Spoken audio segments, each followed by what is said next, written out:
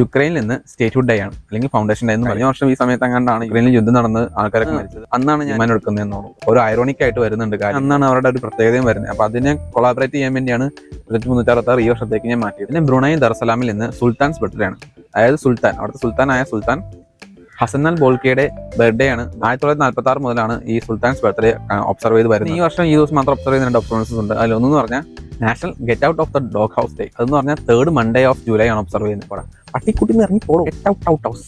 പിന്നെ 3rd Monday of July observe ചെയ്യുന്ന മറ്റൊരു ഒബ്സർവേഷൻസ് ആണ് global hug your kids day. Global hug your kids. I don't have any kids, but when I do I will do the same. ഈ വർഷം ഈ ദിവസമാണെന്ന് പറയുന്ന ഒരു ഫെസ്റ്റിവലാണ് ബോൺ ഫെസ്റ്റിവലിനുള്ള കാണ്ടോർ റീജിയനിൽ ബോൺ ഫെസ്റ്റിവൽ ഉണ്ട്. ഓഗസ്റ്റിലാണ് ഇപ്പോൾ കാണിച്ചേക്കുന്നത്. ഞാൻ നോക്കിയപ്പോൾ ജൂലൈയിലായിരുന്നു.